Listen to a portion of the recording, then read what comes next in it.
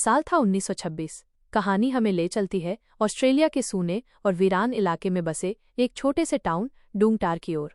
ये टाउन जितना दूर दराज है उतना ही अजीब भी। यहाँ रहने वाले लोग थोड़े कट्टर, थोड़े पुराने ख्यालों के हैं। इसी टाउन में रहती है एक 10 साल की मासूम लड़की टिली डनेज, जो अपनी एक्सेंट्रिक माँ मॉली डनेज के साथ रहती है।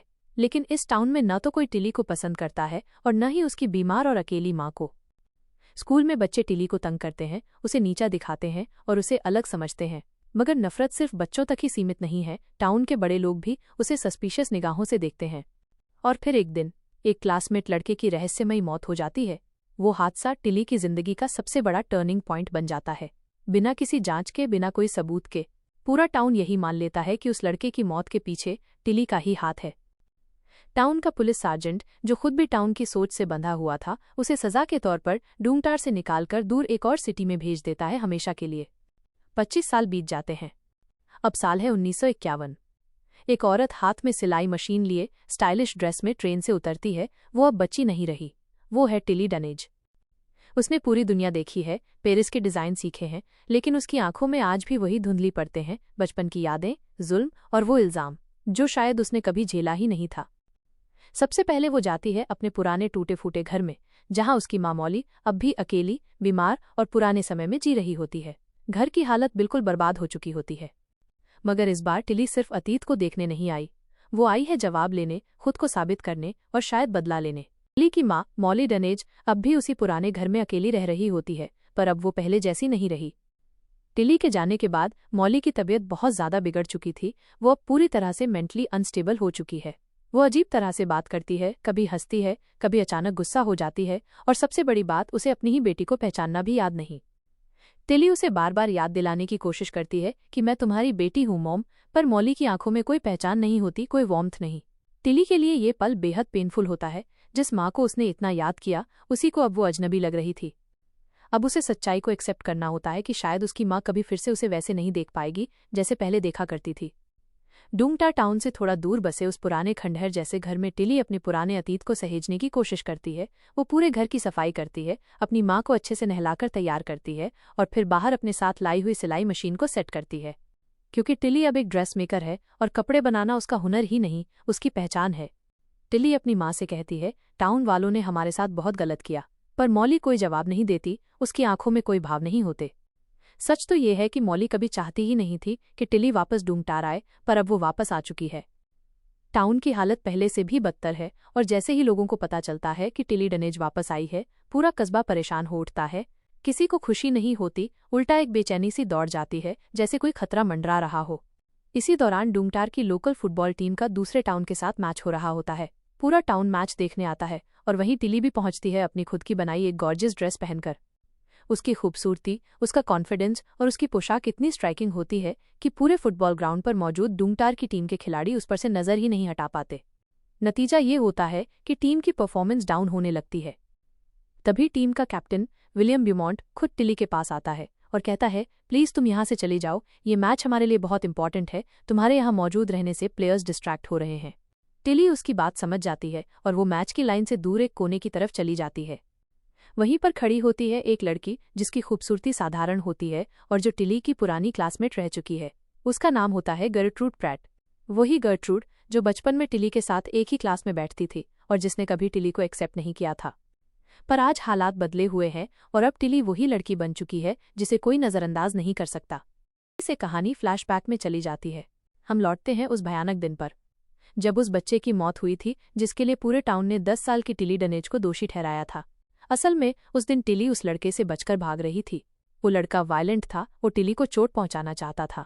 डर के मारे टिली एक जगह जाकर छिप जाती है, पर तभी वहां गर्ट्रूड प्रैट आ जाती है और वो टिली को छिपा देख लेती है। गर्ट्रूड तुरंत उस लड़के को बता देती है कि टिली कहाँ छुपी है। वो लड़का भागता हुआ उस जगह पहुंचता है, पर फिर जो होता है वो किसी को भी शॉक कर सकता था। उस लड़के की गार्डन वॉल से टकराकर मौत हो जाती है।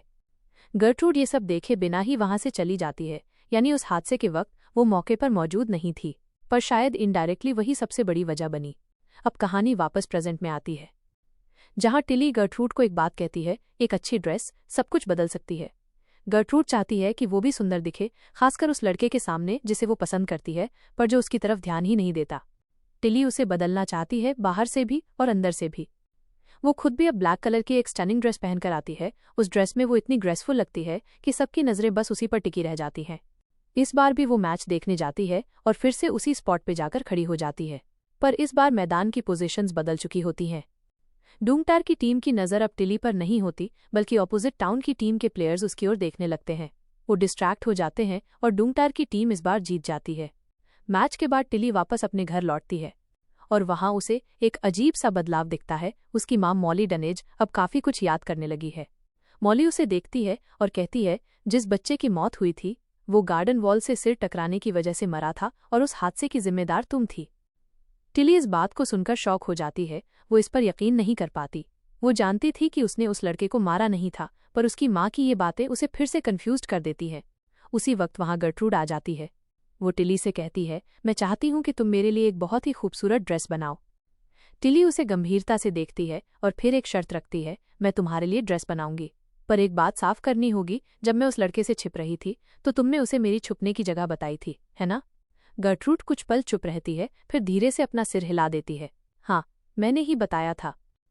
टिली उसकी आंखों में देखती है, अब उसे क्लैरिटी मिल चुकी थी, और फिर वो कहती है, ठीक है, अब मैं तुम्हारे लिए वो ड्रेस बनाऊंगी जो तुम्हारी पूरी जिंदगी बदल देगी। अब कहानी आगे बढ़ती है। डूंगटार में जल्द ही एक फुटबॉलर्स डांस नाइट होने वाली होती है और गर्ट्रूड प्रैट को उसके लिए एक स्टनिंग ड्रेस की जरूरत होती है। और वो किसके पास जाती है? ऑब्वियसली टिली डनेज के पास। टिली उसे लेकर एक खास जगह पर जाती है, वहीं जगह जहां उसके बचपन में उस बच्चे की मौत हुई थी। वो वहां खड़ी होती है, चारों तरफ देखती है, पर उसे अब भी ठीक से याद नहीं आता कि उस दिन असल में हुआ क्या था। सब कुछ धुंधला लगता है। अगले दिन कहानी एक और पुराने कैरेक्टर की वापसी से पलट जाती है। वो होता है सार्जेंट फैरेट, वही पुलिस ऑफिसर जिसने 10 साल की टिली को डूंगटार से जबरदस्ती निकालकर दूर भेज दिया था। पर अब वो बदल चुका है। सार्जेंट फैरेट टिली से मिलने आता है। उसके हाथ में एक बहुत ही खूबसूरत फैब्रिक का टुकड़ा होता है। वो टिली को बताता है कि उसे भी ड्रेस डिजाइन करने का शौक है, बिल्कुल उसी की तरह। टिली थोड़ी हैरान होती है और तभी फैरेट सॉफ्टली कहता है, मैं तुम्हें कभी भी टाउन से भेजना नहीं चाहता था टिली, पर उस बच्चे का पिता जो टाउन काउंसलर है उसने मुझे प्रेशराइज किया। मुझे मजबूरी में फैसला लेना पड़ा। टिली उसकी आंखों में देखती है और उस एक क्षण में दोनों के बीच का सारा गलतफहमी और बिटरनेस जैसे खत्म हो जाता है। टिली बस मुस्कुरा देती है, जैसे उसने उसे माफ कर दिया हो। अब आती है footballers dance night. Gertrude Tilly की डिजाइन की हुई एक bold and elegant hot black dress पहनकर वहां पहुंचती है। वो इतनी स्टनिंग लग रही होती है कि जिसे वो लड़का पसंद करती थी वो उसे बस देखता ही रह जाता है। गर्ट्रूड पूरी तरह से ट्रांसफॉर्म लग रही थी, कॉन्फिडेंट, ग्रेसफुल और पूरी तरह नई। वहीं दूसरी तरफ टिली और टेडी मैकस्विनी साथ वक्त बिता रहे होते हैं। टेडी टिली को अपनी माँ के साथ फिल्म दिखाने ले जाता है। रास्ते में बातों बातों में टिली उसे बताती है कि वो जल्द ही अपनी माँ मॉली को लेकर ये टाउन हमेशा के लिए छोड़ देगी। टेडी मुस्कुराकर कहता है, तुम कहीं भी जाओ, मैं तुम्हें ढूंढ लूंगा। टिली के दिल में कुछ हलचल सी होती है। शायद पहली बार उसे एहसास होता है कि टेडी उसे भी पसंद करता है, शायद बहुत ज्यादा। अगली सुबह का सीन दिखाया जाता है। टिली के घर के बाहर डूंगटार की बहुत सी औरतें खड़ी होती हैं। उन्होंने पिछले रात गर्ट्रूड को वो ड्रेस पहने देखा था और अब वो सब भी चाहती हैं कि टिली उनके लिए भी ऐसी ही ड्रेसेस बनाए। धीरे धीरे टिली पूरे टाउन में फेमस हो जाती है। उसकी बनाई ड्रेस की डिमांड हर तरफ फैल जाती है। पर हर सफलता के साथ कुछ जलन भी आती है। टाउन काउंसलर, वही आदमी जिसके बेटे की मौत हुई थी, वो टिली की बढ़ती पॉपुलैरिटी देखकर अंदर ही अंदर जलने लगता है। उसके ईगो को ये बर्दाश्त नहीं होता कि टिली, जिसे वो एक टाइम पर टाउन से भगा चुका था, अब टाउन की सबसे एडमायर्ड पर्सनैलिटी बन चुकी है। इसलिए वो बाहर से एक प्रोफेशनल ड्रेसमेकर बुलाता है, ऊना प्लीजेंस नाम की एक highly trend sophisticated designer. Tilly और टाउन की औरतें ऊना की ड्रेस देखती हैं, पर सरप्राइजिंगली किसी को भी वो ड्रेस उतनी खास नहीं लगती। ऊना की डिजाइन में वो वार्मथ, वो पर्सनैलिटी नहीं होती जो टिली की हर ड्रेस में ब्रीदिंग लगती है। टिली अब सिर्फ एक ड्रेसमेकर नहीं रह गई थी, वो अब डूंगटार की वुमेन की पहचान बन चुकी थी, एक रिवोल्यूशन की तरह। टिली से अपने दिल की बात कह ही देता है, वो उससे बहुत प्यार करता है, पर टिली उसे प्यार लौटाने की जगह एक कड़वा सच बता देती है। वो कहती है, मैं एक श्रापित लड़की हूँ टेडी, तुम्हें मुझसे दूर रहना चाहिए। असल में टिली नहीं चाहती कि टेडी उसकी वजह से दुख पाए। वो जानती थी कि उसके करीब आने का मतलब है उसका भी उसी अंधेरे में गिरना जिसमें वो खुद सालों से जूझ रही है। अब गांव में एक एंगेजमेंट की तैयारी चल रही होती है गर्ट्रूड की। टिली जानती थी कि गर्ट्रूड हमेशा से उसे पसंद नहीं करती थी, पर फिर भी वो उसके लिए एक ड्रेस डिजाइन करती है, क्योंकि ड्रेस बनाना उसकी कला है, उसकी आवाज है। पर जब गर्ट्रूड उस ड्रेस को देखती है वो उसे रिजेक्ट कर देती है, शायद सिर्फ इसलिए कि उसे टिली से जलन थी। मगर टिली हार नहीं मानती। वो उसके लिए एक दूसरी ड्रेस बनाती है, एक ऐसी ड्रेस जो जब गर्ट्रूड पहनकर एंगेजमेंट में आती है तो सबकी निगाहें उसी पर टिक जाती हैं। वो ड्रेस एक मास्टरपीस थी। लोग अब फिर से टिली को नोटिस करने लगे थे। पहले जब वो लौटी थी तो गांव वाले उसे अवॉइड कर रहे थे, पर अब उसकी ड्रेसेस ही उसकी पहचान बन गई थीं। इधर काउंसलर की पत्नी को लगने लगता है कि उसका पति अब उसमें इंटरेस्ट नहीं ले रहा। वो समझ चुकी थी कि उसके रिश्ते में कुछ कमी आ गई है।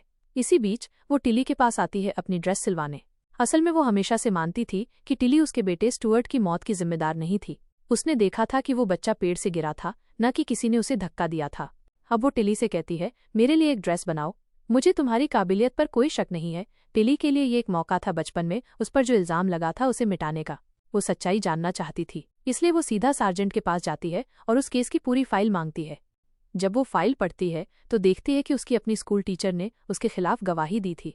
टिली फिर सीधा उस टीचर के घर पहुंचती है, उसकी लिखी हुई गवाही को जोर से पढ़ती है और सवाल करती है, क्या उस दिन तुमने सच में देखा था जो तुमने कहा? टीचर झूठ ज्यादा देर तक नहीं छुपा पाती। मजबूर होकर कबूल करती है कि जिस वक्त स्टुअर्ट की मौत हुई थी वो वहां मौजूद ही नहीं थी, यानी उसने झूठी गवाही दी थी। अब टिली सीधी उस एंगेजमेंट पार्टी में पहुंचती है जहां गर्ट्रूड की सगाई हो रही थी। वहां सार्जेंट भी मौजूद होता है। टिली गुस्से से उसकी तरफ बढ़ती है और कहती है, एक झूठी गवाही की वजह से तुम लोगों ने मुझे इस गांव से निकाल दिया। सार्जेंट जवाब देता है, मुझे तो काउंसलर ने कहा था ऐसा करने को। टिली गुस्से से पूछती है, काउंसलर को क्या हक था मुझे यहाँ से भेजने का? और यहीं पर सच्चाई का एक और पर्दा उठता है। सार्जेंट कहता है, क्योंकि वो तुम्हारा पिता है। ये सुनकर टिली पूरी तरह से टूट जाती है। उसकी आंखें खाली हो जाती हैं। तभी काउंसलर की पत्नी वहां आकर टिली को अपशब्द कहने लगती है, क्योंकि अब उसकी टीचर ने उसके दिमाग में जहर भर दिया था कि टिली ही उसकी बेटे की मौत की जिम्मेदार है। काउंसलर भी अब अपनी बीवी को सपोर्ट करता है और टिली पर आरोप लगाने लगता है। ये देखकर टेडी का गुस्सा फूट पड़ता है। वो काउंसलर को जोर से एक मुक्का मार देता है, पर टिली के लिए ये सब डेजा वू जैसा था, जैसे बचपन का दर्द फिर से ताज़ा हो गया हो। गांव के लोग फिर से उस पर शक करने लगे। और तभी वहां डेवनी आता है, टिली का मेंटली डिसेबल्ड भाई, वही जो उस दिन मौजूद था जब स्टुअर्ट की मौत हुई थी। वो चिल्लाकर कहता है, मिडी ने किसी को नहीं मारा, वो तो वहां से पहले ही चली गई थी। सब लोग सन्न हो जाते हैं। डेवनी अब टिली को खींचकर उस जगह ले जाता है जहां वो घटना हुई थी, जहां सालों पहले एक झूठ ने उसकी जिंदगी को तहस नहस कर दिया था। टिली उस जगह पहुंचती है जहां स्टुअर्ट की मौत हुई थी, और वहां खड़े होते ही उसकी यादें जैसे वापस लौट आती हैं। वो हर पल उसे फिर से याद आने लगता है। उसे याद आता है कि उस दिन काउंसलर का बेटा स्टुअर्ट ने उसे दीवार के पास खड़े रहने को कहा था और धमकी दी थी, अगर यहां से हिली तो मैं तुम्हारी मॉम को मार दूंगा। टिली डर के मारे जड़ बनकर खड़ी रह गई थी, पर अगले ही पल स्टुअर्ट ने उसे धक्का देने की कोशिश की थी, जैसे वो उसे मार ही देता। मगर टिली डर के मारे वहां से भाग गई थी, और जब वो वहां से गई तभी स्टुअर्ट खुद गिर पड़ा। उसका संतुलन बिगड़ा और वो नीचे गिर गया। वहीं उसकी मौत हो गई। टिली के बचपन का एकमात्र गवाह था उसका भाई ह्यूगो, जो थोड़े मेंटली डिस्टर्ब्ड था। उस दिन वो दूर से दूरबीन से सब कुछ देख रहा था, पर उसने किसी से कुछ नहीं कहा, क्योंकि उसे पता था कोई उसकी बात पर विश्वास नहीं करेगा। सब उसे पागल समझते थे। अब जब उसने सब कुछ बताया तब जाकर सालों पुरानी सच्चाई सामने आई थी, और टिली को भी सब कुछ याद आ चुका था। इस सब के बीच टिली और टेडी का रिश्ता और गहरा हो चुका था। वो दोनों एक दूसरे के इतने करीब आ चुके थे कि टेडी अब उससे दूर नहीं रह सकता था। टेडी एक दिन टिली से कहता है, मैं तुमसे शादी करना चाहता हूँ। मुझे फर्क नहीं पड़ता लोग क्या कहते हैं, तुम्हारे बारे में क्या सोचते हैं, मैं तुम्हें वैसे ही चाहता हूँ जैसी तुम हो। टिली इमोशनल हो जाती है, पर वो अब भी डरी हुई थी। उसने उसे साफ साफ कहा, मैं श्रापित हूँ, तुम मुझे नहीं समझोगे। वो उसे रोकना चाहती थी, पर टेडी की आंखों में भरोसा था। वो उसे एक पहाड़ी के ऊपर ले जाता है, एक पुराने जलाशय के पास, और वहां ये साबित करने के लिए कि वो डरता नहीं है, वो एक खाली साइलो में कूद जाता है। टिली घबरा जाती है। वो बार बार चिल्लाती है, उसे मना करती है, पर टेडी नहीं सुनता। अंदर सब कुछ काला था और उसमें पानी नहीं था। वो सोच रहा था कि वो बाहर आ जाएगा, पर वो बाहर नहीं निकल पाता। टेडी की वहीं घुटन से मौत हो जाती है। उसकी मौत टिली की दुनिया को फिर से तोड़ देती है। एक बार फिर वो बिल्कुल अकेली पड़ गई थी। और इसी टूटन के बीच जब वो घर लौटती है, उसकी माँ मॉली की तबीयत बहुत खराब हो जाती है। टिली उसके पास बैठी होती है जब मॉली उसे एक आखिरी बार अपनी कहानी सुनाती है। वो कहती है, काउंसलर पहले मुझसे प्यार करता था, मैं प्रेग्नेंट हुई, पर फिर वो मुझे छोड़कर एक अमीर औरत से शादी कर गया, जिसकी पावर और पैसे के आगे मैं कुछ भी नहीं थी। उस दिन से उसने मुझसे नफरत करनी शुरू कर दी और तुम्हें इस गांव से बाहर भेज दिया ताकि मुझसे बदला ले सके। मॉली की बातों से टिली को समझ आता है कि ये सिर्फ एक आदमी की नहीं, पूरे टाउन की साजिश थी। सबने मिलकर उसे और उसकी माँ को अकेला कर दिया था। मॉली कहती है, तुम्हारे अंदर जो आर्ट है ड्रेस डिजाइनिंग की, उसे अब सिर्फ पहनावे तक सीमित मत रखो। अब इसे एक हथियार बनाओ, इन सब लोगों के खिलाफ। टिली उसकी बात समझने की कोशिश करती है, पर उसे समझ नहीं आता कि वो अपने आर्ट को किस तरह रिवेंज में बदल सकती है। और अगली सुबह जब वो अपनी माँ को आवाज़ देती है तो कोई जवाब नहीं आता। मॉली अब इस दुनिया में नहीं रही थी। टिली टूट चुकी थी, अब उसका इस दुनिया में कोई नहीं था। वो पहले भी अकेली थी, पर अब वो सच में बिल्कुल अकेली रह गई थी। उस रात टिली की आंखों में नींद नहीं थी, सिर्फ गुस्सा, दर्द और अकेलापन। वो बेहद फ्रस्ट्रेटेड थी और इसी गुस्से में अपना म्यूजिक प्लेयर उठाकर जोर से बाहर फेंक देती है। संयोग से वो म्यूजिक प्लेयर उसकी वही पुरानी क्लास टीचर के सिर पर जा लगता है जिसने बचपन में उसके खिलाफ झूठी गवाही दी थी। दरअसल वो औरत चुपचाप उसके घर के अंदर झांक रही थी, शायद उसे फिर से नीचा दिखाने आई थी, पर किस्मत ने उसे उसी झूठ की सजा दे दी। इस हादसे के बाद सार्जेंट टिली को मलबर्न सैनिटोरियम भेज देता है, पर यहाँ कहानी थमती नहीं। उधर टाउन में एक और शख्स को उसकी करनी की सजा मिलने वाली थी। वो था टाउन का केमिस्ट, जो अक्सर अपनी बीवी पर जुल्म करता था। उसी की बीवी ने एक दिन वो ब्राउनीज खा ली जो टिली की मॉम ने दी थी, जिसमें भांग मिली हुई थी ताकि उसका दर्द थोड़ा कम हो सके। उन्हीं ब्राउनीज के असर में उस औरत ने कुछ ऐसा कर दिया जिससे केमिस्ट की मौत हो गई। अब पूरा टाउन एक ही बात कर रहा था, अगर वो ब्राउनीज न खाई होती तो वो आदमी बच सकता था। पूरा इल्जाम टिली और उसकी माँ पर आ गया। लेकिन वहीं टिली का एक सच्चा दोस्त सार्जेंट फॉरेट ये सारा इल्जाम अपने ऊपर ले लेता है। वो उन ब्राउनीज का जिम्मेदार खुद को बताता है ताकि टिली पर कोई और आरोप न लगे। इसके बाद फॉरेट केमिस्ट की पत्नी से मिलता है और उसे वो सच्चाई बताता है जो सालों से वो झेलती आ रही थी। कैसे उसका पति उसका शोषण करता था, धोखा देता था। उसे सब कुछ समझ आता है। जब काउंसलर घर लौटता है तो उसकी पत्नी गुस्से में उसका पैर जख्मी कर देती है और उसे वहीं मरता छोड़कर चली जाती है। इधर टाउन की सारी महिलाएं एक ड्रामा ड्रेस प्रतियोगिता में हिस्सा लेने बाहर गई होती हैं, पर जब वो वहां पहुंचती हैं तो उन्हें पता चलता है कि दूसरी टीम की ड्रेस डिजाइन किसी और ने नहीं बल्कि टिली ने की है। टिली की मॉम ने मरने से पहले ही उसे ये काम करने को कहा था ताकि वो अपने टैलेंट को असली ताकत बना सके। इसी वजह से टाउन की टीम हार जाती है। अब टाउन के लोगों के लिए ये अपमान की हद थी। उधर टिली अब एकदम शांत थी और पूरी क्लैरिटी के साथ जी रही थी। उसे अब यकीन था कि वो कभी श्रापित नहीं थी और उसका टैलेंट उसकी सबसे बड़ी ताकत है।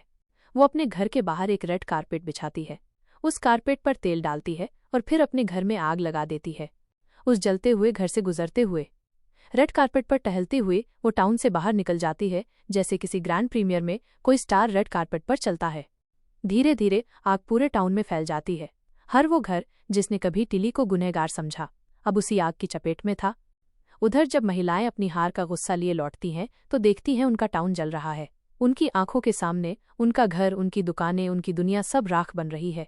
और वहीं दूसरी तरफ एक ट्रेन की खिड़की से टिली को दिखाया जाता है वो पेरिस जा रही है। उसकी आंखों में आंसू नहीं, सिर्फ एक सुकून है। ट्रेन के शीशे से वो उस जलते हुए टाउन का धुआं देखती है, वो जगह जिसने उसकी माँ को छीना, उसका प्यार छीना, पर उसे उसकी ताकत भी दी। अब टिली एक नई जिंदगी की तरफ बढ़ रही थी। और यहीं खत्म होती है द ड्रेस मेकर की कहानी। अगर आपको ये पावरफुल और इमोशनल कहानी पसंद आई हो तो लाइक ज़रूर करें। नीचे कमेंट में बताएं कि टिली की जर्नी ने आपको कैसा फील कराया। और ऐसी ही सस्पेंसफुल इमोशनल कहानियों के लिए चैनल को सब्सक्राइब करना ना भूलें, क्योंकि हम हर हफ्ते लाते हैं ऐसी कहानियां जो आपको सोचने पर मजबूर कर देंगी। Thanks for watching. मिलते हैं अगली कहानी में। Until then, stay curious, stay bold.